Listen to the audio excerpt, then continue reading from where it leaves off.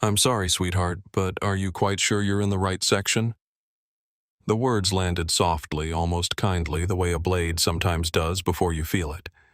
And Zara Williams stood in the aisle of Apex Airlines Flight 412, with her boarding pass in one hand and her carry-on handle in the other. And she understood immediately, with the particular clarity of a girl who had been understanding things like this since she was old enough to walk into rooms where people expected her to turn around and walk back out, that the question had nothing to do with her seat assignment. She was 17 years old. She was wearing a navy blazer over a white blouse and tailored slacks. She had ironed herself at 11 o'clock the previous night. Her carry-on was a clean black roller bag, not oversized, positioned neatly at her side. Her boarding pass, Apex Airlines Flight 412, Atlanta to Boston. Seat 3A, first class, was printed in clear black text, and it had already been scanned green at the gate 14 minutes ago by a woman who had smiled at her and said, "Enjoy your flight." None of that mattered to Diane Holloway. Diane was standing at the entrance to the first-class cabin with the practiced stillness of a woman who had spent 20 years learning how to occupy a doorway in a way that felt like a wall, and she had platinum blonde hair pulled back beneath her service cap so tightly it gave her face a stretched, severe look that her smile, always present, always slightly wrong, could not quite soften. Her name tag caught the overhead light. Her eyes moved over Zara the way eyes move over something that doesn't belong in a frame. "My seat is 3A, Zara said, and her voice was even not loud, not defensive, simply factual in the way that people are factual when they have nothing to prove. Diane's smile didn't widen or shrink. It simply held the way a held breath holds. She took the boarding pass from Zara's hand with 2 fingers and examined it with the slow, deliberate thoroughness of a customs officer inspecting a document she already suspects is forged, turning it over, holding it briefly toward the overhead light as though checking for a watermark, and several passengers already seated in first class glanced up from their phones and their newspapers and their pre-departure champagnes to watch, and then looked away, and then looked back again, because something in the quality of the silence was impossible to ignore. A businessman in 4B looked up from his laptop. A woman in 1A caught the eye of the woman beside her.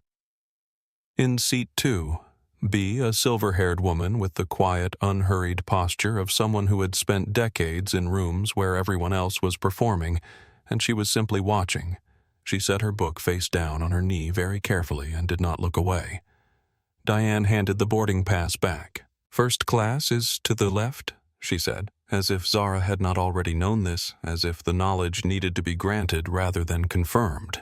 And then she turned to the businessman behind Zara in the boarding line, a white man in his 50s with a leather briefcase, and her smile transformed genuine and warm into something completely different. "Mr. Patterson, welcome back. We have your usual seat ready." Zara walked to 3A. She placed her carry-on in the overhead compartment with the same care and economy of movement she brought to everything, then sat down and adjusted the seatbelt across her lap and turned to look out the window at the tarmac below, at the ground crew moving in their orange vests, at the luggage carts tracking slow lines across the gray concrete. And she breathed once, slowly, the way her mother had taught her to breathe when something was trying to get inside her and she couldn't afford to let it.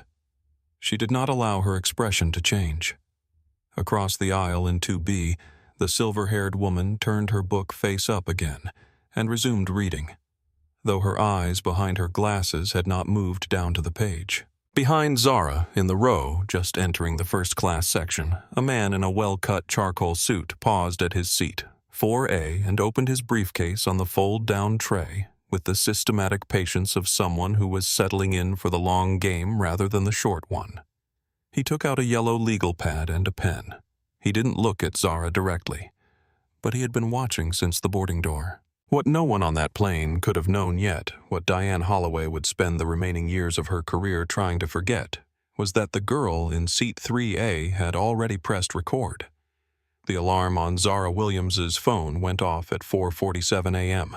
though she had been awake since 4, lying on her back in the dark with her hands folded over her chest like she was rehearsing something which in a way she was running through the opening of her Harvard interview response for the 11th time in her head, adjusting the phrasing, sharpening the second sentence because the second sentence was the one that either held a room or lost it, and she was not willing to lose it. Her bedroom on the 3rd floor of her family's apartment in Chicago's South Side was the kind of room that told you everything about a person if you knew how to look. Not the kind that announced itself with posters and collections and curated personality, but the quieter kind with a desk lamp that had been the same desk lamp since she was 11 years old. A cracked spine on nearly every book on the shelf because she read them rather than displayed them. A debate trophy on the corner of the dresser with a hairline fracture running through the base where she had dropped it in 8th grade and then superglued it back together and kept it anyway, not out of sentiment exactly, but because she believed in finishing things you started. On the back of her door, hung with a single hook at the collar so the fabric wouldn't crease, was the navy blazer and white blouse she had laid out the night before, and beside them on the chair, the tailored slacks she had found at a second-hand shop on 51st Street for $14 and had taken to a woman 3 blocks away who hemmed them perfectly for 8 more. And the total cost of the outfit she was going to wear to Harvard University was $22, and the kind of care that money cannot purchase. Zara had been saving for this trip for 14 months. 2 after-school jobs tutoring 9th graders in algebra at the community center on Tuesday and Thursday afternoons, and working the Saturday morning shift at a bakery on Cottage Grove where she got there at 6 a.m. and didn't leave until one had accumulated over 14 months of discipline so consistent it had stopped feeling like discipline and started feeling simply like her life enough to cover a round-trip economy ticket to Boston and one night in a budget hotel near campus. Those had been her plans. Her mother had other ideas. Doctor. Nadine Williams had come into Zara's room the previous evening, not late, not dramatically. Just knocked once and opened the door and sat on the edge of the bed, the way she did when she had something to say that wasn't a conversation so much as a transfer of something important, and she had held out a printed boarding pass, and Zara had looked at it, and then looked at her mother and said nothing for a moment, because the pass said first class in the upper right corner, and Zara didn't understand. "You've been ironing that blazer for 2 months," her mother said simply. "The flight should match the blazer." Dr. Nadine Williams was not a woman who explained herself twice.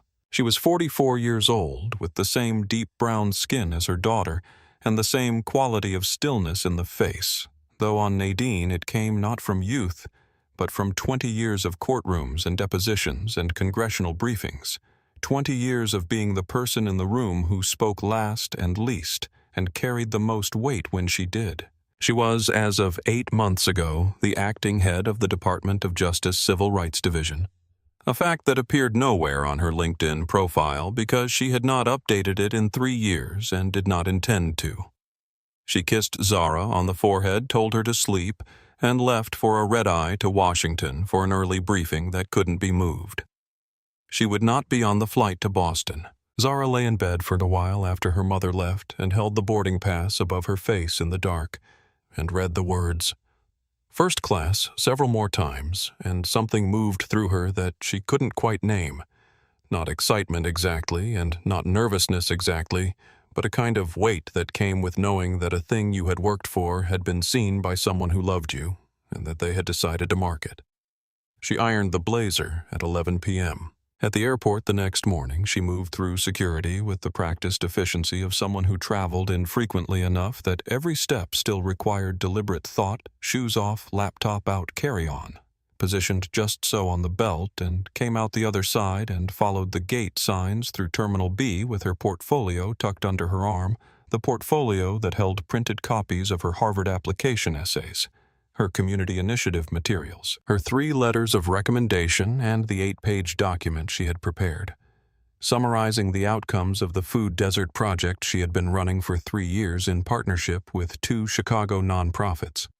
A project that had delivered fresh produce to 11 neighborhoods where the nearest grocery store was more than a mile away, and the nearest fast food restaurant was less than a block. A project that had started because she had been 13 years old and angry and had decided to turn the anger into a spreadsheet and then a grant application and then something real. At the gate, the agent scanned her boarding pass and the light turned green, and the woman looked up at her with a genuine smile and said, "Enjoy your flight to Boston, Miss Williams." Zara stepped onto the jet bridge, thinking that the future felt like it was already beginning, and she was ready for it, and nothing about the next few hours was going to change that. She did not know yet about Diane Holloway, though in a way, in the small, silent, particular way that Zara Williams noticed things she had already begun to.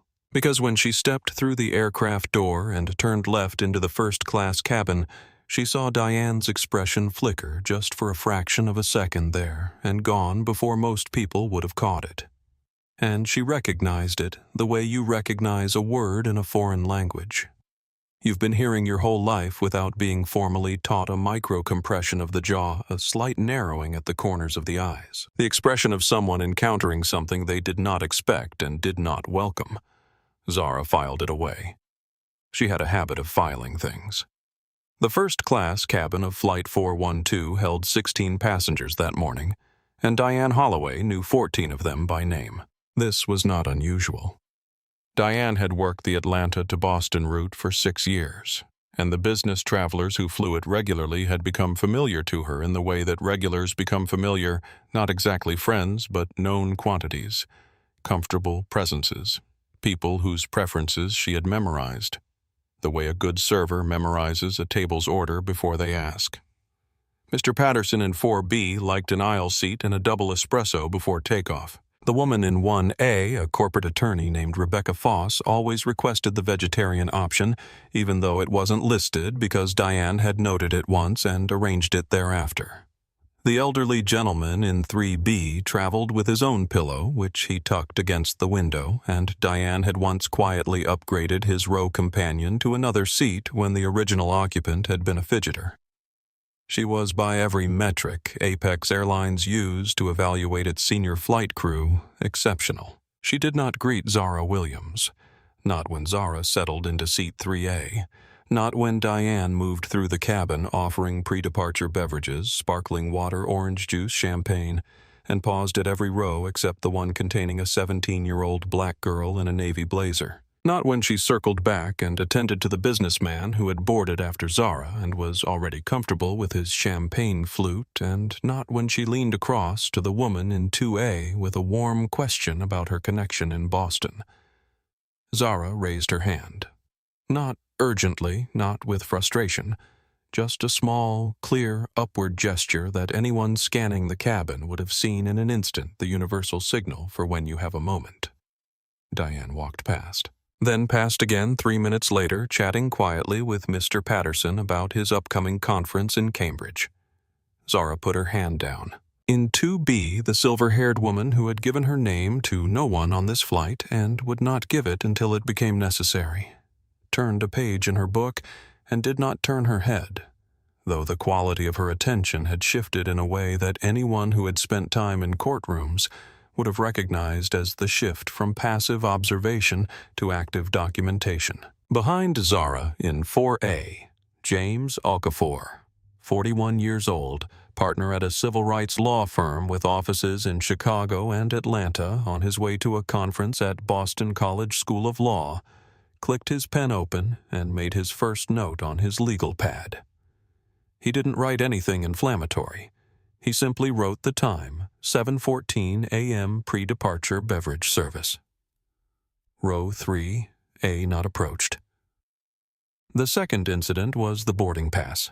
It happened as the final passengers were still boarding, Diane making her way through the cabin, conducting the mandatory pre-departure check, verifying that seatbelts were accessible and carry-on bags properly stowed. A routine so practiced it moved at the speed of habit. She moved efficiently down the rows, one brief visual sweep per seat. No interruptions until she reached row 3 and stopped and looked at Zara's boarding pass, which was sitting on the tray table exactly where it had been sitting since Zara placed it there and picked it up. "I'll need to verify this again," Diane said. and her tone was the professionally neutral tone of someone performing a required task which would have been entirely convincing, except for the fact that she had not verified a single other boarding pass in the cabin, including the pass belonging to a teenage white boy in row 5 who was 3 years younger than Zara and had not been asked to confirm anything. Zara watched Diane examine the pass for the second time in 20 minutes. The same thorough, slow inspection, the same tilting toward the light without changing her expression. "It was scanned green at the gate," Zara said. Diane replied, which was not an acknowledgement and not a disagreement and not anything really, just a sound that took up space where a response should have been, and she set the pass back on the tray with a small, precise motion and moved on. From the galley doorway, Nina Park watched. Nina was 24 years old, 7 months into her first assignment with Apex Airlines, still in the phase of her career where she noticed things she hadn't yet learned to file as unremarkable. And what she had noticed in the past 15 minutes was a pattern she recognized from somewhere she couldn't immediately name, and so, while Diane was forward in the cabin, she moved quietly to the crew tablet mounted near the galley entrance and pulled up the passenger manifest for row 3. The flag was there immediately, a small red indicator she had never seen on a domestic flight before, a classification she had only read about in the crew manual during training Special Services Alpha level. "Do not disturb. Contact Williams Foundation Internal Security upon request." Nina looked at it for a moment, then looked at Diane's back, then reached for the crew phone mounted beside the tablet to call the operations desk because an Alpha flag meant something significant, and she wanted to understand what she was looking at before this flight left the gate. Diane's voice came from just behind her left shoulder, very close and very low. "Put the phone down." Nina turned around. Diane was standing in the galley doorway with her arms folded and the specific expression of someone who has decided that a conversation is going to go a particular way regardless of how it starts. "She's flagged." "Alpha." Nina said carefully. "I just wanted to—" "I've reviewed the manifest," Diane said, and her voice had the flat, load-bearing quality of a statement that is not an explanation but a conclusion. "I've assessed the situation.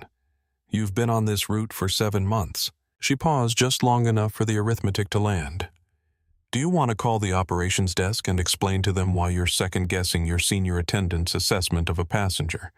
She's already evaluated, or do you want to go prep the beverage cart?" Nina held the phone for 1 more second. Then she set it back in its cradle. Diane was already moving back toward the cabin. Nina stood in the galley alone for a moment, looking at the manifest. She looked at the Alpha flag. She looked at Diane through the galley doorway, where she was now rearranging something on the service cart with the efficient calm of someone who had resolved a situation to her satisfaction. Nina pulled out her personal phone, which was against regulations during pre-departure, and typed a single note into her notes app, 7:19 a.m., Alpha flag, row 3, D-blocked call to ops. She didn't know yet why she was writing it down. She was glad later that she had. The water spill happened 6 minutes before takeoff. The seatbelt signs had illuminated, and Diane was moving through first class performing the final pre-departure check tray tables, up seat backs forward.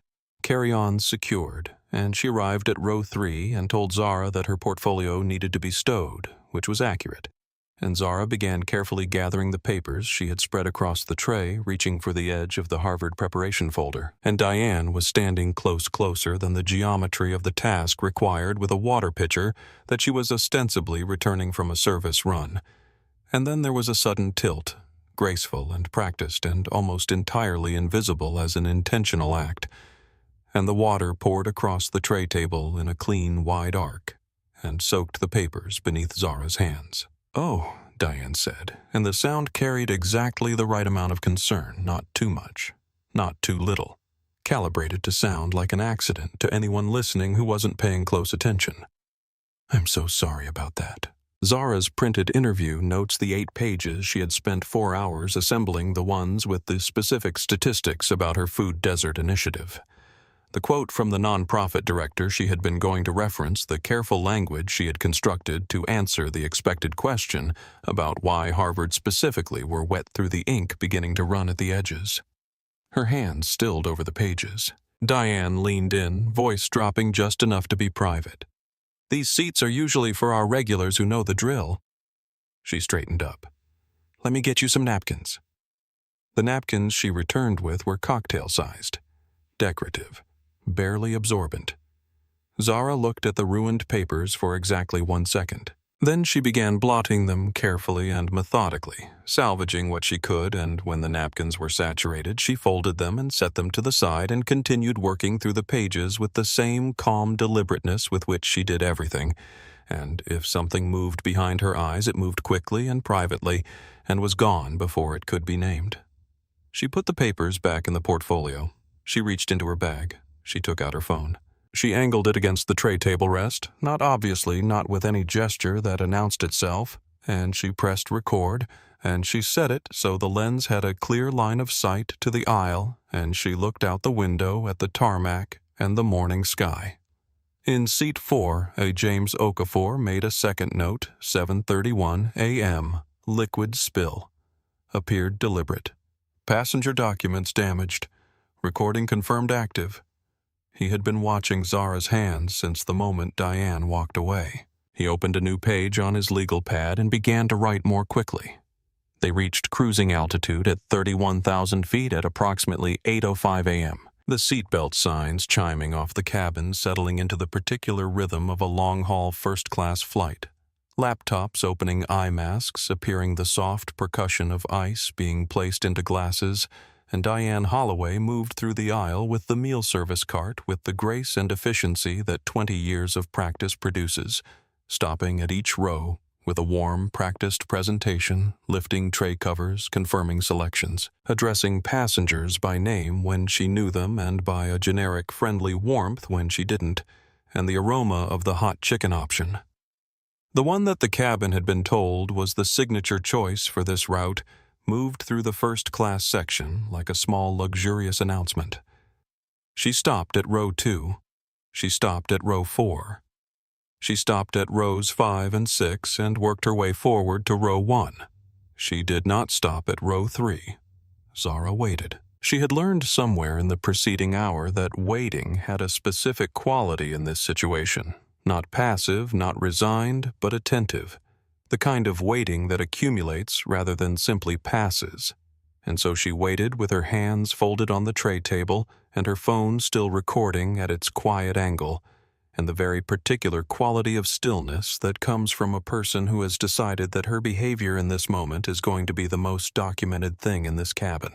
She pressed the call button. The small overhead light blinked on a warm orange glow visible to anyone in the aisle, and 3 minutes passed before Diane appeared at the end of the row, not hurrying, not particularly acknowledging the light as urgent. "Yes," she said. "Not yes, miss? Not yes. How can I help you? Just yes stripped of everything that turns a word into a courtesy." "I haven't received my meal," Zara said, keeping her voice level and quiet and perfectly carefully polite in the way that requires more effort than the alternative. "I'm so sorry," Diane said, and the apology had the texture of a performance complete in form, empty of content. "I'm afraid we've run out of the chicken option you selected." "That's completely fine," Zara said. "I'm happy with any of the alternatives. We're actually quite low across the board in first class this morning," Diane said, and her expression was professionally sympathetic in a way that did not reach anything behind the expression. "I can bring you something from the economy service if you'd like. It's quite comparable." "That would be fine," Zara said. "Thank you." She watched Diane move back toward the galley. She watched through the gap between the seats in front of her, the meal cart stationary in the aisle at row 2, which was empty of passengers at the moment, both seats unoccupied, and she watched Diane rearrange 2 trays on the cart and then move the cart forward, and with the systematic certainty of someone who has made a decision and is now simply executing it, deliver a hot chicken meal to the white businessman, 3 rows ahead of Zara, who had told her at the start of service that the chicken was his first choice. The steam rising from the plate caught the cabin light. Zara looked at it for exactly 1 moment. Then she looked at the screen of her phone, which was still recording, and adjusted the angle by 3 degrees so that the gap between the seats and the meal now sitting on the businessman's tray was in frame. She took a breath that was completely invisible from the outside and looked back out the window. Across the aisle, Judge Evelyn Cross, who had still not introduced herself to anyone and who had turned the same page of her book 3 times in the past 40 minutes, set the book down on her knee and looked at the window herself for a moment, and the expression on her face was the expression of a person who has seen a thing confirmed that they suspected, and who has, as a consequence, quietly reclassified the situation from concerning to actionable. In 4. A. Okafor made his 3rd note, 8:17 a.m. meal service. Row 3 skipped. Passenger told chicken unavailable. Chicken delivered to 6A 4 minutes later. Photographed. He looked at his notes, then put his pen down, then picked it up again and circled the word photographed. The intercom chimed at 8:43 a.m. with the 2-tone sound that preceded a cabin crew announcement rather than a captain's message, and the cabin, which had settled into its cruising quietude, shifted slightly toward attention.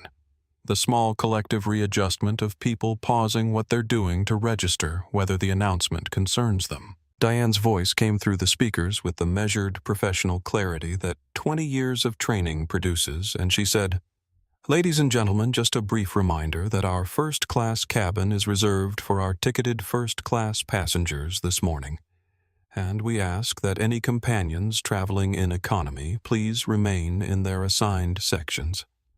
Thank you so much for your understanding."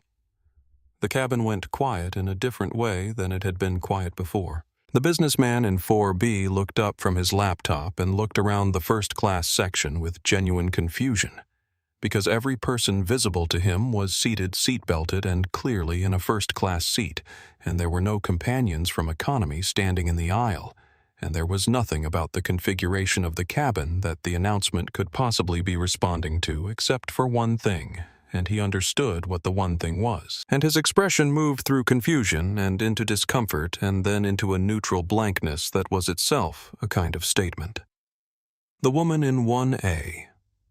Rebecca Foss took off her reading glasses and looked at the back of Diane's head where she stood near the galley curtain, and her expression was more direct than the businessman's, something sharper in it, less comfortable with the neutral blankness. In 2B, Judge Evelyn Cross folded her reading glasses into their case with a small, deliberate click and set the case on the tray table, and looked at Diane with the expression that she had worn for 30 years when a witness had just said something under oath that they should not have said. Zara was looking out the window. She had heard the announcement, of course everyone in the cabin had heard it, and she had felt the particular quality of it move through her like the specific cold of something that is meant to be felt but not acknowledged. The kind of cruelty that comes dressed in generic language, so that the target has no clean way to point at it and say that was aimed at me without being told they're imagining things. She did not turn away from the window. Judge Cross turned toward the galley and raised her voice by exactly enough to be heard clearly by everyone in the first-class cabin without raising it in any way that could be described as shouting. "Excuse me." Her voice had the texture of someone who had called enough courtrooms to order to have the frequency exactly right. "That announcement, could you clarify what prompted it? I don't see anyone in this cabin who isn't in their assigned first-class seat." Diane came forward from the galley curtain with a professional smile that had the specific tightness of a smile being held in place by effort rather than feeling. "Just a routine reminder, ma'am." "A routine reminder," Cross repeated, and the repetition was not agreement. It was the technique of a cross-examiner, letting a statement stand in the open air so everyone present could examine it at their own pace. "I've flown first class on this route 11 times in the past 2 years, and I've never heard that announcement. What specifically prompted it this morning?" "Passenger conduct protocols," Diane said, and the phrase was smooth and practiced, and entirely empty of specific content, a phrase designed to sound official while committing to nothing. "I see," Cross said, and her tone was the tone of someone who sees considerably more than the response has offered. and which passenger's conduct specifically prompted the protocol, Diane's smile tightened further. She turned toward Zara's row.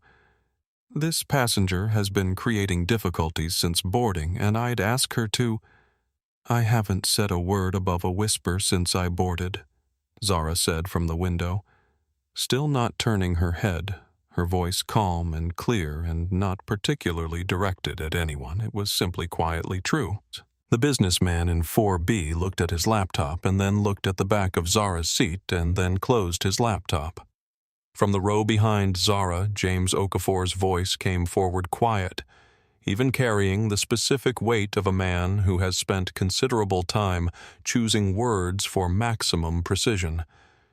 "You'll want to be careful about that word," he said. "Difficulties." Diane looked at him. "Sir, this is a conversation I'm following closely," Okafor said, not aggressively, just as a statement of fact. Diane looked at Cross, who had turned back to the window with the unhurried patience of someone who has already seen enough. In the galley, Nina Park stood very still with her personal phone in her hand, her thumb hovering over the Notes app she had opened at 7:19 a.m., and she typed 8:43 a.m. intercom announcement, "No cause visible," directed at 3A. She looked through the galley curtain at Diane's back. Then she looked at the manifest on the crew tablet at the Alpha flag at the name Williams Zara. "Don't disturb. Williams Foundation Internal Security." She thought about what Diane had said to her before takeoff 7 months. "Do you want to explain yourself to operations?" And she thought about it carefully. And then she put her phone back in her pocket and went to make beverage preparations for the descent service. And while she did, she made a private decision that had nothing to do with Diane and everything to do with a girl in seat 3A who had been sitting in perfect quiet, documented silence for the past hour and a half. 2 hours into the flight at cruising altitude somewhere over Connecticut, Zara Williams stood up. It was not a dramatic or sudden movement. She unbuckled her seatbelt with the same quiet care with which she did everything, smoothed the front of her blazer, picked up her small personal bag from beneath the seat, and began walking toward the forward lavatory, the one that was 4 rows ahead of her, the one that was closest to her seat, and that she was, as a first-class passenger, entirely entitled to use. She had been in her seat for 2 hours and 11 minutes. Diane Holloway appeared from the galley as if she had been waiting for exactly this. She stepped into the aisle 3 rows ahead of Zara and stood with a particular quality of stillness that transformed the aisle from a passageway into a barrier. And she said in the same level, professional tone she had used for every previous interaction, "Economy restrooms are toward the rear of the aircraft." Zara stopped walking. She looked at Diane's face. "I'm in first class," she said. "This is the closest restroom." "I understand," Diane said, "but the first-class lavatory is reserved for our premium cabin passengers during service hours and with the meal cart still." "I am a premium cabin passenger," Zara said, and her voice was still even, still precise, still carrying no heat, only the clean, factual weight of a statement that required no elaboration. "Seat 3A, first class. I have been in that seat for 2 hours. The businessman in 4B had stopped pretending to look at his laptop. The woman in row 5 had her phone out at an angle that was not quite casual. In 2B, Judge Cross watched with the complete unmoving attention of someone who has decided to remember this. And then Diane Holloway made the mistake that would follow her for the rest of her life. It came out louder than she intended, or perhaps exactly as loud as she intended, some part of her having decided in the accumulated pressure of this flight and this passenger, who had not responded to any of it the way Diane had needed her to respond, that the performance of authority was no longer sufficient, and the real thing was required. And so she said, "Know your place. People like you don't belong up here." The words hung in the first-class cabin of Apex Airlines Flight 412, the way certain things hang, not settling, not dispersing, just remaining, taking up space that could not be untaken. The silence that followed lasted approximately 4 seconds. In those 4 seconds, the woman in row 5 did not lower her phone. The businessman in 4B closed his laptop completely and sat back. Rebecca Foss in 1A turned fully around in her seat. The man in 6C, who had been asleep for the past hour, opened his eyes, as if the quality of the silence had been sufficient to wake him. Zara Williams stood in the aisle and did not move, and did not speak, and did not change her expression, and the thing that was happening in her chest, a hot, complicated thing that she had felt before, had been feeling in smaller doses for the past 2 hours, had been feeling in varying intensities. Her whole life, she held it, where she held things in the specific internal place that her mother had shown her by example long before she had any language for it. The place where you keep the things that could break you if you let them move freely. Her phone was in her hand. It had been recording for 2 hours and 16 minutes. It had heard everything. She's been quiet. The entire flight, said a woman's voice from row 5. The passenger who had her phone raised, not loudly, not performatively, just clearly the statement of someone who feels the need to introduce a fact into a space where a lie is being allowed to settle. I've been watching. She hasn't done a single thing. Ryan Holloway emerged from the galley. He was Diane's cousin, a fact that only 3 people on the aircraft knew, none of whom were passengers, and he was also a lead flight attendant, and he came into the aisle with the specific bearing of a man who has been listening from behind a curtain and has now decided that his intervention has become necessary, and he took in the scene with the rapid assessment of someone who has been briefed on a version of it and is now selecting which version to perform. "Ma'am," he said to Zara, and his tone was the tone of professional authority containing what it wanted to present as genuine concern. "There have been a number of disruptions from this row today, and we're going to need you to return to your seat." "I haven't disrupted anything," Zara said, and she looked at Ryan with the same direct, unequivocal, absolutely composed quality that she had maintained for the entirety of this flight. "I've been documenting every interaction since boarding," said Okafor from 4A, and his voice was still quiet, even still carrying the specific weight of someone who has been taking notes on a legal pad and is now choosing to let that be known. Row 3. A has not disrupted anything. Would you like me to read back what I have? Ryan looked at him.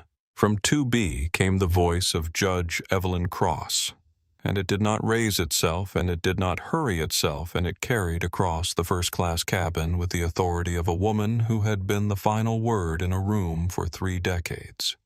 "My name is Evelyn Cross. I am a retired federal judge from the 11th Circuit, and I have been sitting in this seat for 2 hours and 11 minutes, and I have witnessed every interaction between your crew and this passenger since we left the gate, and I will testify to every detail of what I have witnessed." She paused. Every detail. Ryan Holloway looked at Judge Cross, and in that moment, in the particular quality of the pause that followed, it was possible to see the exact instant when he understood what the seat assignment 2B had contained for this entire flight and what it meant that he had not known. Behind the galley curtain, Nina Park heard everything. She looked at the manifest, at the Alpha flag, at the name, at the time on her watch. She pulled the 2-page document out of her apron pocket, the one she had printed before boarding the one with the crew memo below the manifest flag. The memo that Diane had written 3 weeks ago, and she folded it very carefully along clean lines, and she held it in her hand, and she waited for the right moment, which she understood was coming. The plane began its descent into Logan International at 9:14 a.m., the nose tilting forward with the particular slow, convincing gravity of altitude surrendering, and Ryan Holloway made a cabin announcement in the practiced, smooth tones of professional crisis management. "Ladies and gentlemen, we want to ensure a smooth arrival. There is a minor passenger situation being assessed. Please remain seated with seatbelts fastened.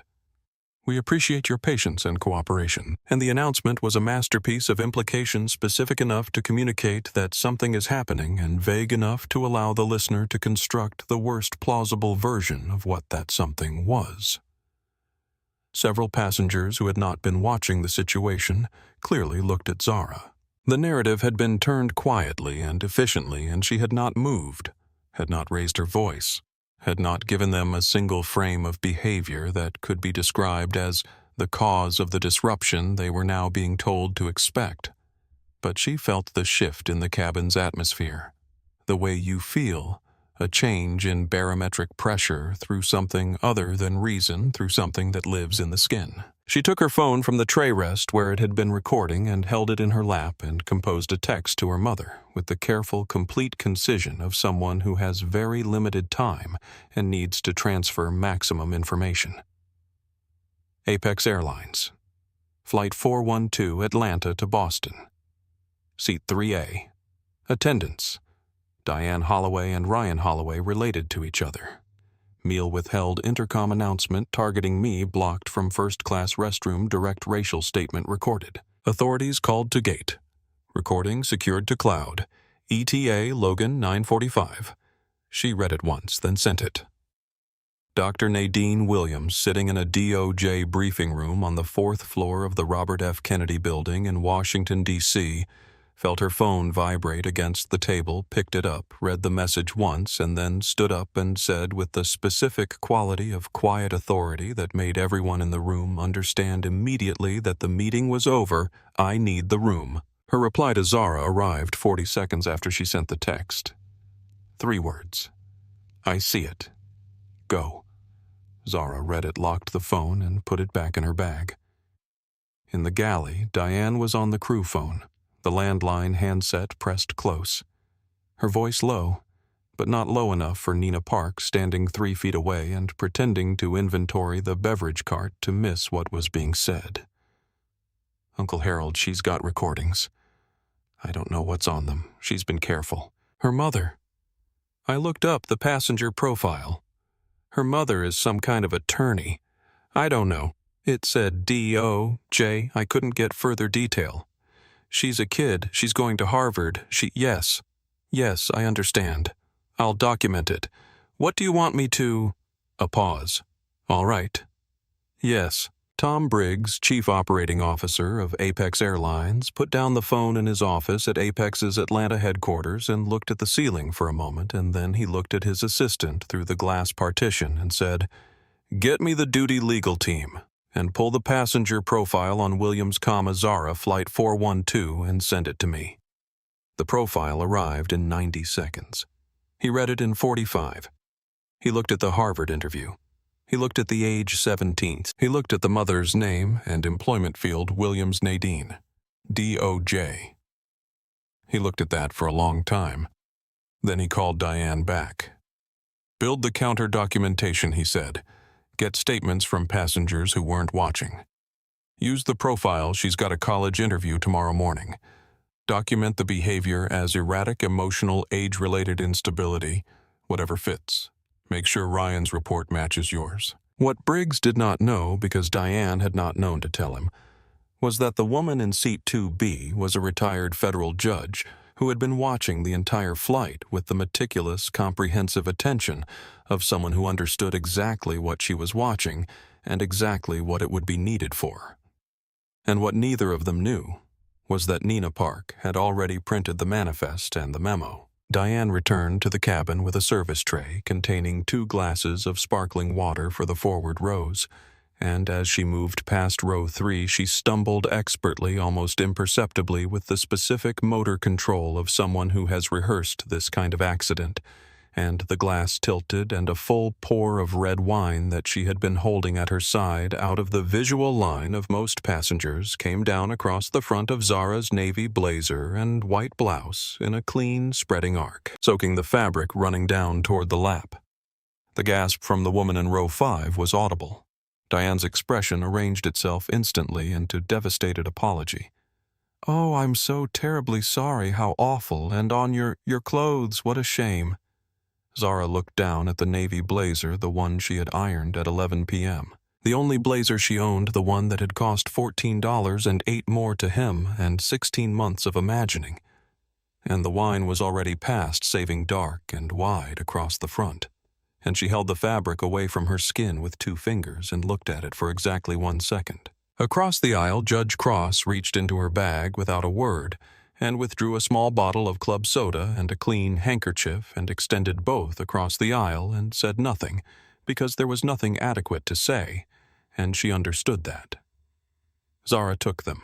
She blotted the fabric methodically, knowing it was already past the point where blotting would help working through the motions anyway, because doing something was better than sitting still with the stain spreading. She folded the handkerchief and set it on the tray, and then she looked at the blazer for a moment, and then she folded it carefully across her lap, inside out, so the stain faced down and turned back to the window. The phone on the tray was still recording. In 4A, Okafor had stopped writing. He looked at his notes at the accumulated documentation of the past 2 hours and 19 minutes, and then he looked at the back of Zara's head and at the way her shoulders were set.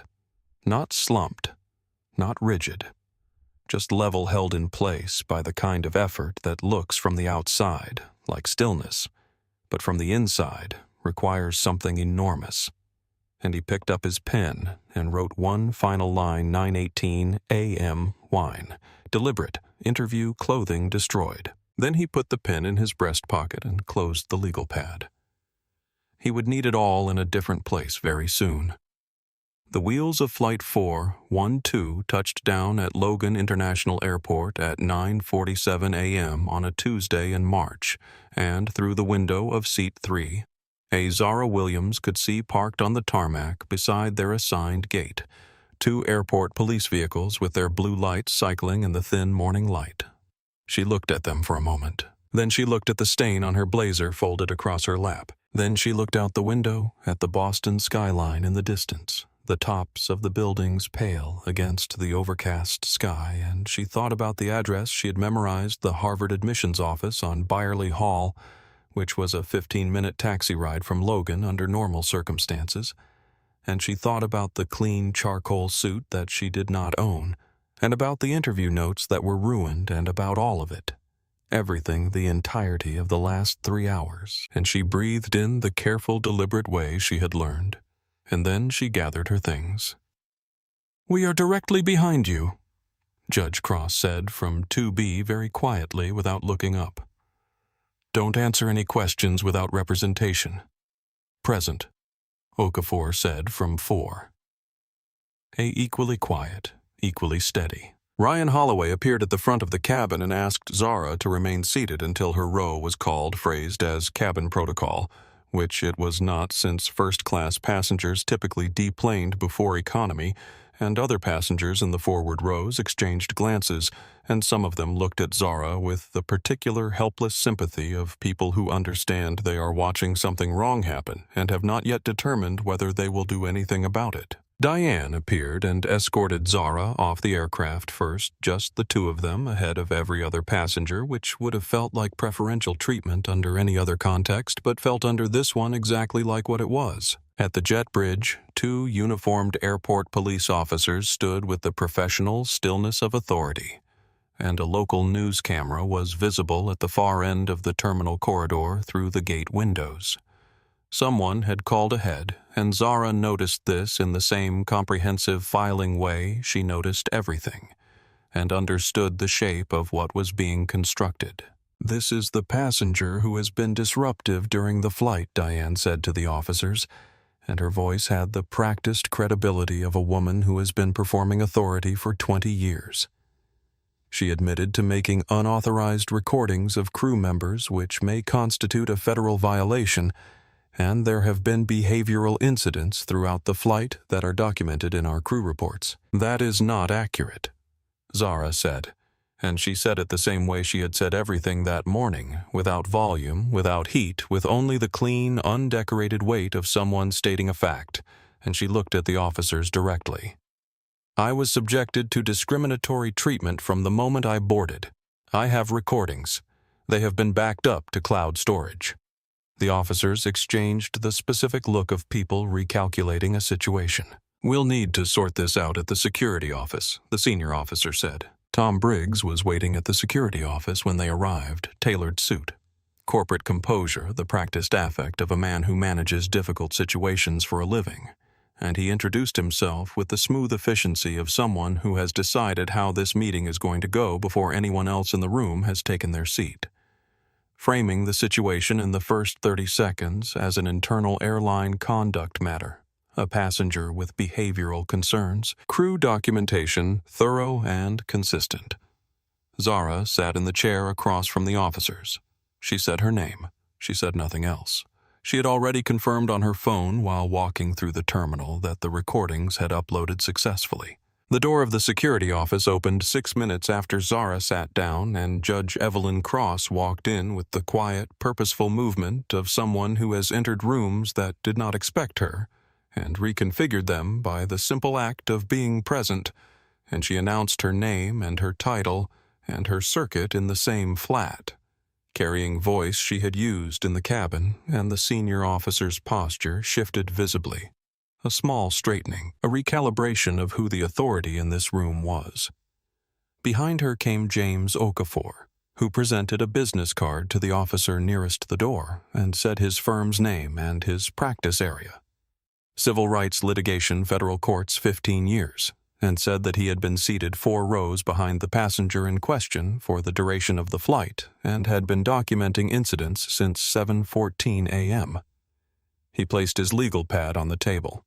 The shift in the room was not dramatic. It was something quieter, the slow molecular redistribution of weight that happens when the assumptions a space was built on turn out to be incorrect. Diane, standing near the window, spoke before the redistribution could complete. She asked the officers in a measured, professionally concerned tone whether they might want to check the passenger's carry-on for potential alcohol, noting that there had been apparent signs of intoxication during the flight. The senior officer unzipped the side pocket of Zara's bag. 2 miniature bottles. Zara looked at them the way you look at something that has been placed in front of you by someone who expected the sight of it to destroy you. Her expression did not change. "Those are not mine," she said. "I have never opened that pocket." Cross moved to the table without urgency. "I occupied the seat directly across the aisle from this passenger for 4 hours and 4 minutes, she said. She consumed in total approximately 4 ounces of water. That is the only thing I watched her drink. I would testify to that in any court in this country." She looked at Diane. "I would also testify to the fact that I watched you reach toward her bag in the aisle during the descent while she was looking at her phone." The silence that followed that statement had a different quality from all the previous silences. Okafor's voice, still entirely even evidence planting, is a criminal matter. "We'd like that documented by this office." The officers were no longer looking at Zara. Both of them were looking at Diane, and the look contained the specific quality of people who have been handed a situation they were told was one thing and is manifestly another. Tom Briggs stepped forward and began the sentence that started with "This is a company matter" and ended somewhere that it could not quite reach, because the momentum had left the sentence before it concluded, and what remained was a man in an expensive suit standing in a room where every surface he had tried to control had just slipped from his hands simultaneously. The door opened. The woman who walked through the door of the airport security office was wearing a charcoal gray suit with a white shirt and no jewelry except a watch, and she held her DOJ credentials open in her right hand, the way a person holds a document they are not asking permission to display. And she did not look at Diane Holloway first, or at Tom Briggs, or at the officers, or at Judge Cross, or at James Okafor. She looked at her daughter. Zara Williams looked back at her mother and did not cry and would not hear. But she exhaled once a single, long, completely controlled breath that was the sound of 14 months of 2 jobs and 11 p.m. ironings and Harvard preparation and 3 hours of recorded discrimination, all at once finding somewhere to go. And it was the only thing in the room that no one who witnessed it would ever entirely forget.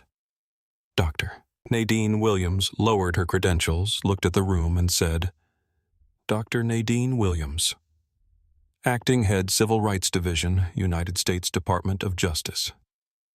I've been monitoring this situation since 9:13 a.m. I have my daughter's text documentation and the complete audio and video files she transmitted to secured cloud storage." She looked at the senior officer. "I'd like a word with my daughter before this proceeds." Briggs had been watching the door open.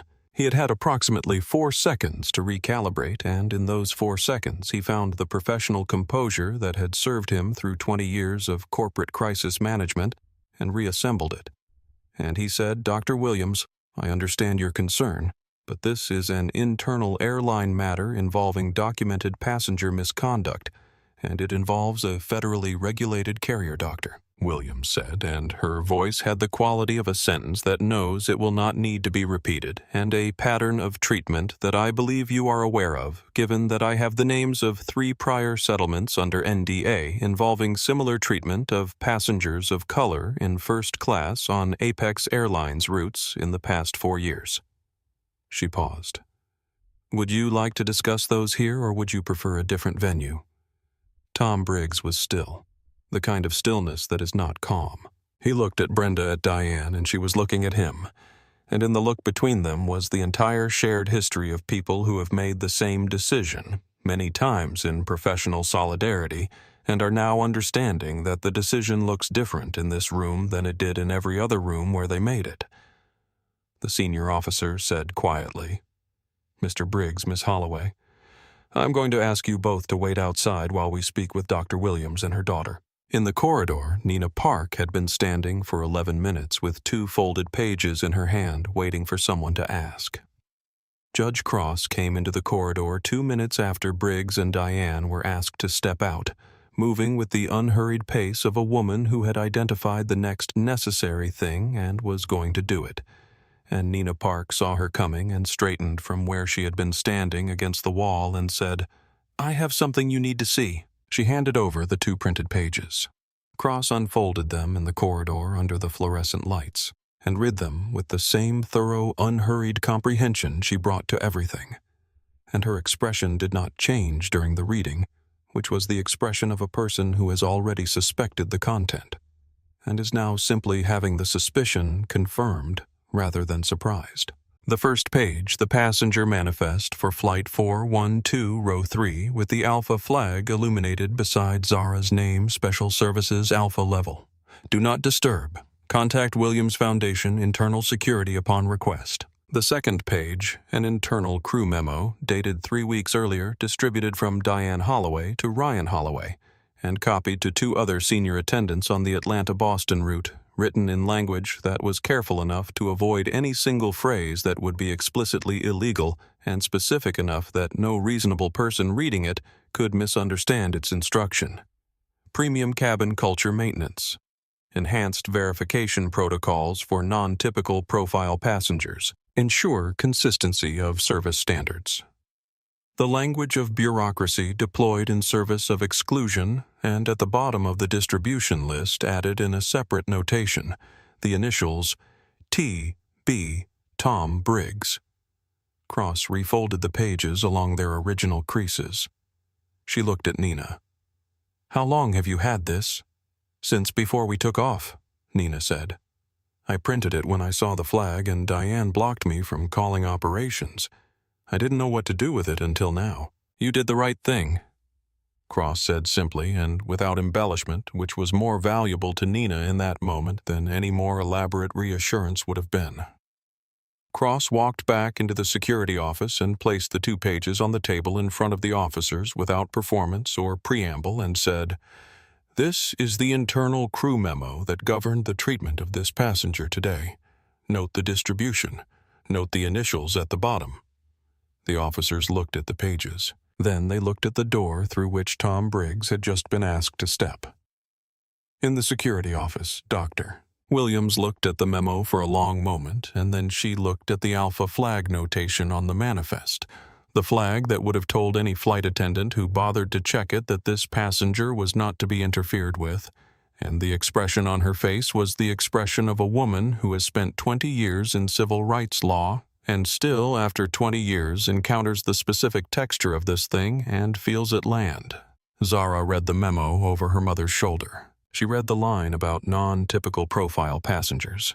She read the initials T.B. She did not say anything. Diane was brought back into the room. She saw the pages on the table. She saw Nina Park standing in the doorway. She understood in the complete and final way that you understand something, when the last thing that could have prevented it has already happened, that it was over, and the particular quality of the understanding moved across her face like weather, not quickly, not dramatically, but completely leaving the landscape different than it had been before. Zara watched from her chair. She had not spoken since the security office door opened. She didn't need to. The recording had said everything, and now the document had said the rest, and the only thing left was the part where the room arranged itself around what had been documented, which it was now quietly and inexorably doing. 36 hours after Flight 412 landed at Logan International, the story broke in the way that the stories that matter tend to break not from one source and not from one direction, but from many simultaneously, so that the subject of the story cannot face any single point of pressure and call it containable. Priya Solis's piece in the National Observer ran first at 6 a.m. on Thursday morning under the headline, "Airline Crew Memo Shows Pattern of Targeted Treatment for Black Passengers in Premium Cabins." And it was not just Zara's story, though. Zara's story was the center of it. It was 19 stories because Priya had spent the 36 hours after receiving a tip from a source she would not name making calls to former Apex passengers whose discrimination complaints had been settled quietly under non-disclosure agreements, and 11 of them had decided that the existence of Diane's memo made their NDA unenforceable, and 3 more had decided that they didn't care whether it was enforceable. And so the piece contained 19 accounts covering 4 years, all involving passengers of color in first class or business class, all with the same structural shape: the cold greeting, the withheld service, the announcement, the escalation, the settlement, the silence. A pattern built one incident at a time, each one individually invisible, collectively undeniable.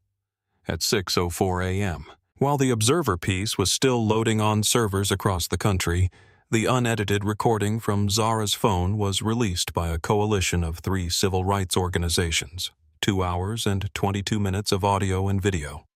The entire flight from boarding to landing, and it was not edited for impact, not trimmed to highlight the worst moments, not accompanied by music or narration, just the plain continuous record of what had happened on Flight 412 on a Tuesday morning in March, and the plain, continuous record was more devastating than any edited version would have been.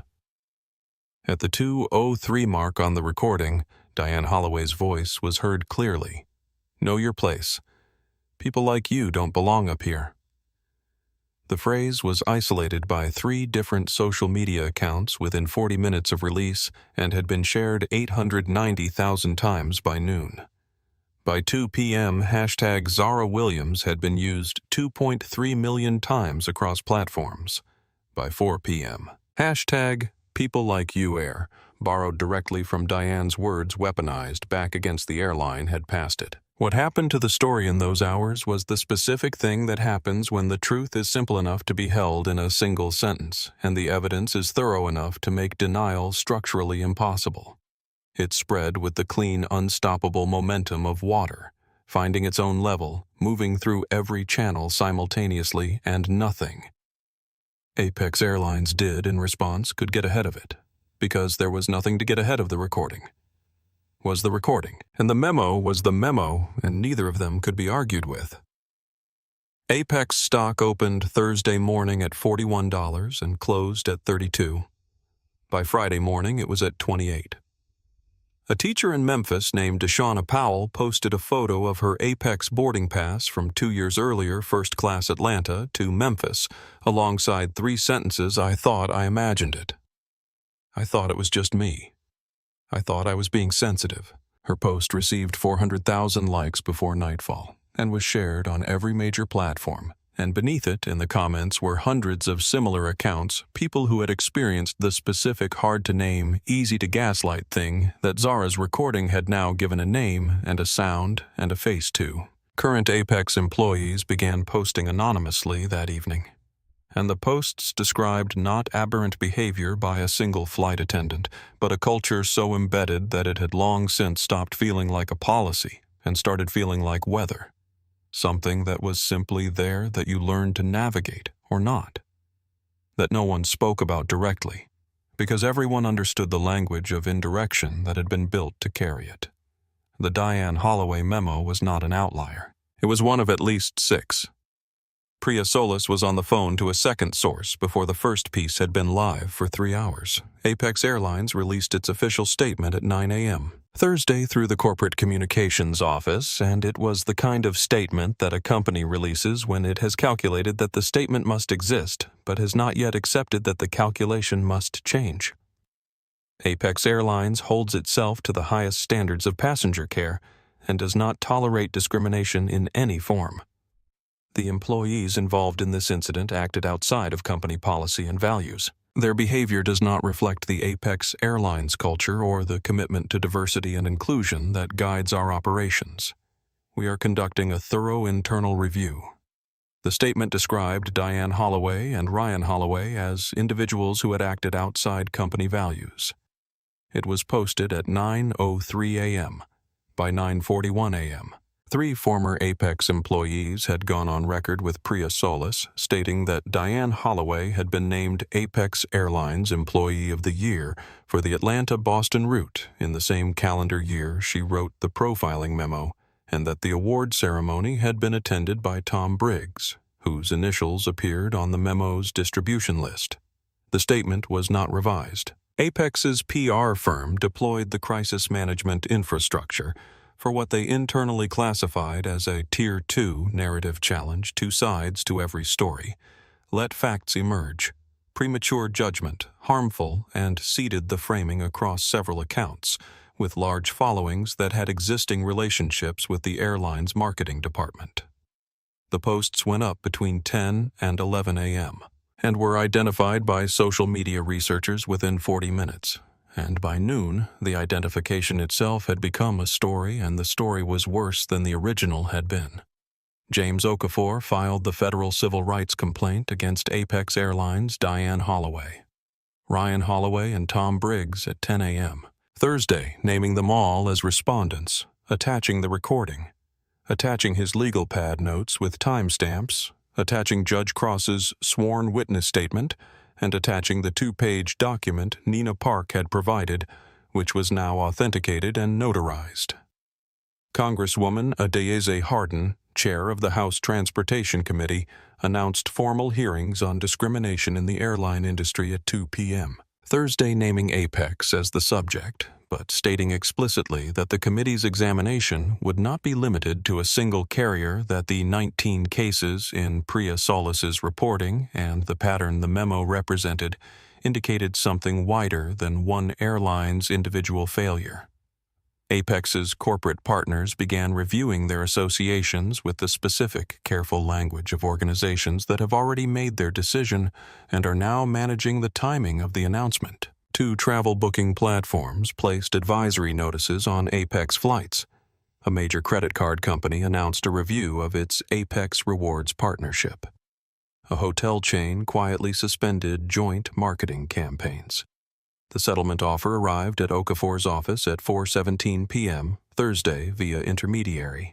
7 figures, full scholarship to any University of Zara's choice, lifetime first-class travel on any Apex route, confidentiality agreement required to be executed within 72 hours. Okafor read it once, made a copy, and filed the original in a folder he labeled Exhibit C, Apex Attempt to Settle before Congressional Record. He called Dr. Williams to inform her it had arrived. "I know," she said. "What do you want to do with it?" "Leave it where it is," she said, "for now." Tom Briggs called twice that afternoon, once to Okafor's office and once to the intermediary who had delivered the settlement, and neither call changed the folder in which Exhibit C was filed. By Thursday evening, Apex's internal communications were being described by sources inside the company as controlled panic, which was a phrase that several of those sources used independently without coordination, which was itself a kind of evidence about the state of the company. On the tarmac outside Logan International, a ground crew member named Wilson took a photo of Gate B9, the gate where Flight 412 had landed, and posted it with the caption, "This is where it started." It had 60,000 shares by midnight.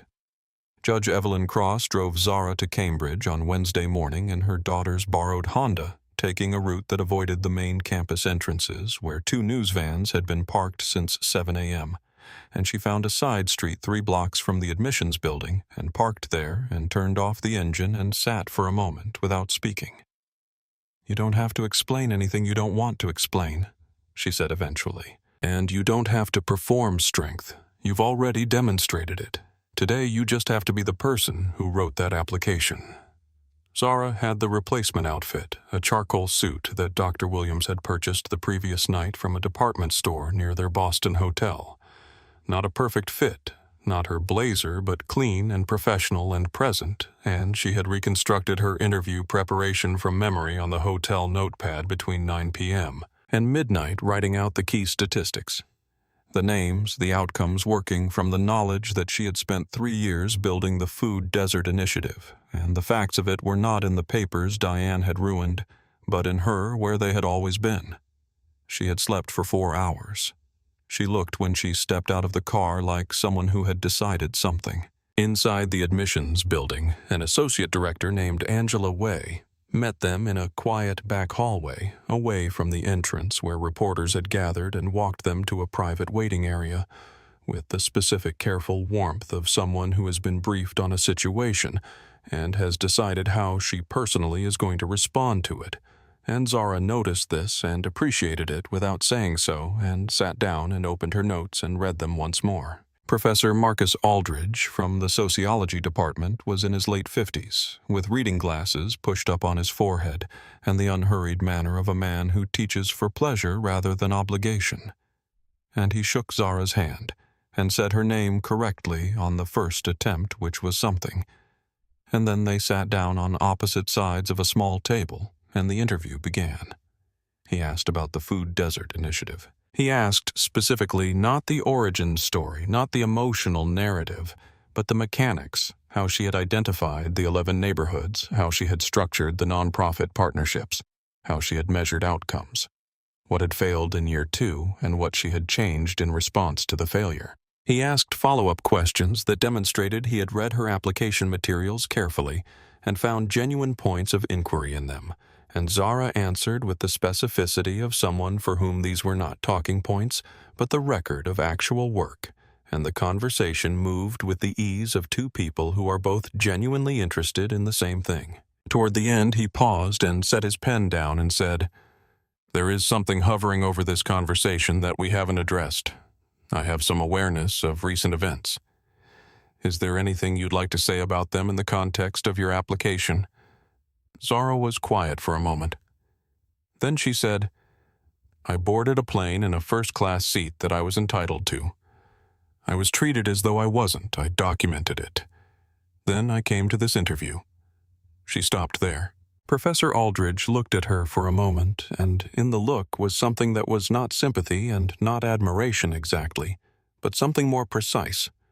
The look of a person who has spent a career studying the way that power operates in ordinary spaces and has just been given a text that describes it with unusual economy. "Thank you," he said, and made one final note and closed her file. In the hallway after the interview, Zara walked out of the room and continued walking for about 20 feet. And then she stopped and turned and pressed her back against the wall and closed her eyes and breathed long, slow, thorough, the release of something that had been held for a very long time. And Judge Cross, who had followed at a respectful distance, simply stood nearby and said nothing and let it complete. Then Zara straightened and opened her eyes. "Okay," she said. "Okay," Cross agreed. They walked out together through the side entrance away from the cameras into the cold Boston morning. On Thursday evening, in a 2-bedroom apartment in a suburb of Atlanta, whose walls held 20 years of Apex Airlines service plaques and commendation certificates and the framed Employee of the Year photo from 3 years ago. The one where she was smiling and holding a plaque, and Tom Briggs was standing beside her with his hand on her shoulder, and they were both looking at the camera with the particular satisfaction of a thing going well. Diane Holloway sat at her kitchen table with her service ID badge and her crew insignia pin and her termination letter in front of her, and she did not touch any of them. The termination letter had arrived by email at 2:17 p.m., effective immediately, signed by a senior HR vice president. whose name Diane had seen in internal correspondence for years, but had never spoken to personally, and the language was the language of liability. Management, failure to uphold company values, conduct inconsistent with Apex policies, termination, pending further legal review, and it was the specific quality of impersonal professional language applied to a personal professional catastrophe. And Diane had read it twice and then put it in her printer tray and printed it and set it on the table, because somehow having the paper in front of her felt more honest than the email. Ryan had called 3 times. She had not answered. Tom Briggs had called once early in the afternoon before his own situation had fully declared itself.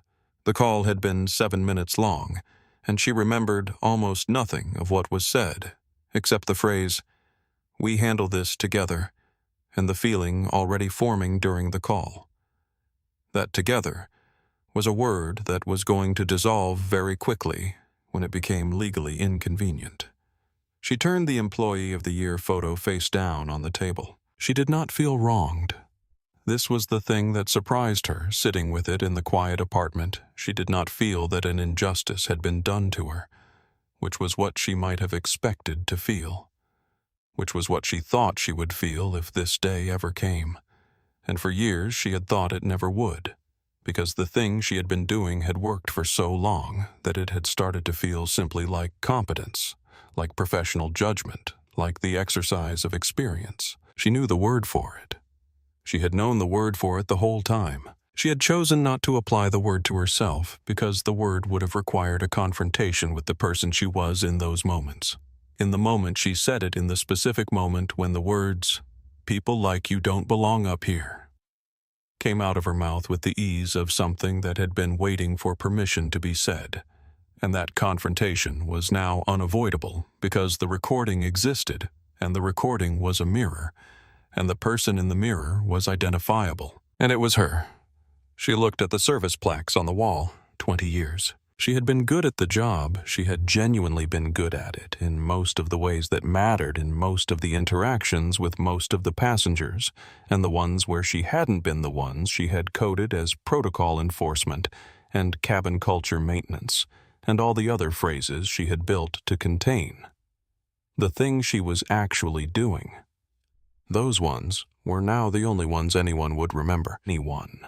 And that was also something she understood with a clarity that was not comfortable and did not feel like unfairness. Ryan called again. She set the phone face down on the table beside the termination letter. She opened her laptop. She typed Zara's name into the search bar. The results came back immediately. News articles, social media coverage. The recording, a photograph from outside the Harvard admissions building of a young woman in a charcoal suit who looked composed and deliberate and like someone who had already decided what the day was going to be rather than allowing the day to decide for her. Diane looked at the photograph for a long time. Then she opened a blank email. She started typing and deleted it and started again and deleted it again and then sat for a while without typing anything, looking at the cursor blinking in the empty field. And then she typed 4 sentences and read them back and added nothing and took nothing away and moved her finger over the send button and stopped, and then she sent it. She closed the laptop. She looked at the face-down photo on the table. She did not turn it over. The congressional hearing room held 340 people in its gallery and was full for the first time in 14 months. And when Zara Williams walked in through the side door in the navy blazer, the original one cleaned but not fully restored, the ghost of the wine stain still faintly visible at the left cuff, because she had decided without discussing it with anyone that she would wear it exactly as it was. The gallery produced a sound that was not quite applause and not quite silence, but something between them, a collective intake and exhale, that was the sound of a room recognizing something it had been waiting to see. She walked to the witness table and sat down and adjusted the microphone and looked at the panel of 14 representatives without visible anxiety and with the complete settled attention of someone who has been preparing for this moment for 18 days and is now simply here for it. Congresswoman Adese Hardin chairing direct with the energy of someone who had been wanting to hold this particular hearing for considerably longer than the past 18 days. thanked Zara for coming and asked her to share her experience in her own words. Zara spoke for 18 minutes without notes. She started at the boarding door. She described Diane's expression. She described the boarding pass examination. She described the water and the papers. She described the meal service and the gap between the seats where she could see the chicken that she had been told was unavailable. She described the announcement. She described the walk to the restroom and the 2 words that ended it. She described the wine. She said each of these things in the order they happened, with specific times when she had them and general sequence when she didn't, and her voice was level throughout and did not perform emotion and did not withhold it. She simply described in language that was entirely accessible and entirely precise the experience of being a 17-year-old girl sitting in a seat she had paid for and being told in 100 different languages before the words themselves arrived that the seat did not belong to her. When she played the recording for the committee, the audio isolated to the lavatory moment, Diane's voice clear and unhesitating. 2 representatives visibly winced, and one looked away briefly and then looked back. Congresswoman Hardin asked, "What would you like to see come from this?" Zara thought for a moment that was not a performance of thinking but actual thinking. Every passenger, she said, regardless of what they look like, should be able to use the restroom they paid for. The gallery laughed, not unkindly, but with the specific laughter that comes when a simple truth is delivered in such plain language that the absurdity of the situation it describes becomes suddenly fully visible, and the laughter built for a moment, and then softened into something warmer, and one representative was smiling in a way she didn't bother to suppress. Hardin didn't suppress her smile either. Apex's legal team raised a procedural objection. Hardin cut them off before the sentence finished. In the gallery, Dr. Nadine Williams watched her daughter at the witness table, and her expression was not the expression of a proud mother performing pride for cameras. It was the expression of a woman watching someone she has loved for 17 years become something she always suspected was there, and recognizing the specific quality of that becoming and being very still with the weight of it. She did not look away once. Tom Briggs had announced his resignation as COO of Apex Airlines at 8:47 a.m. before the hearing opened through a statement released by his personal attorney that described a desire to spend more time with family and acknowledged that the current environment at Apex required new leadership language that satisfied no one and was immediately and comprehensively disbelieved by everyone who read it, which was everyone but which created the paper record of a departure that had been negotiated rather than forced, a distinction that mattered in the legal proceedings to follow. The internal memo, with his initials, entered the congressional record at 10:23 a.m. Diane Holloway and Ryan Holloway faced federal civil rights charges, evidence planting in a formal security proceeding, and in Ryan's case, an additional charge related to the filing of a false incident report charges that Okafor's firm had been building documentation for since the boarding pass inspection at 7:14 a.m., and that the 14 pages of legal pad notes, Judge Cross's notarized statement, Nina Park's testimony, and the 2-hour and 22-minute recording made structurally difficult to contest. Nina Park was offered and accepted whistleblower protection.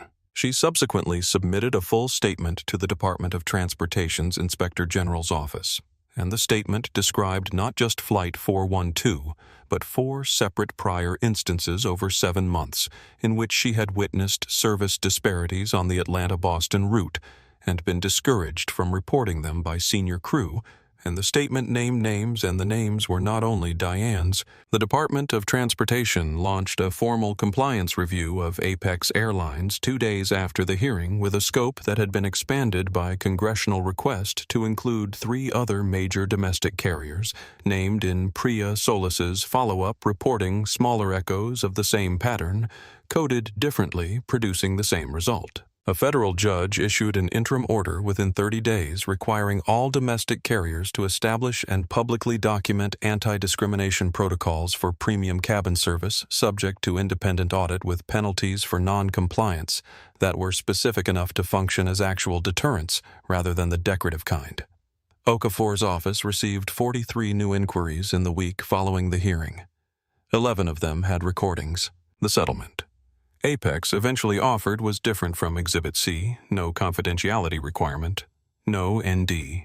The figure restructured so that the majority of it funded a passenger rights advocacy program rather than flowing to the Williams family directly because this had been Dr. Williams's counter condition and Apex had at this point very little leverage to negotiate with. One of the terms listed in the agreement on page 4, paragraph 2 was that Apex Airlines would fund an annual anti-bias training program for premium cabin crew across all routes, not named after anyone, not branded as an Apex initiative, just called The Standard, and that the curriculum would be developed with independent civil rights oversight and would be reviewed annually.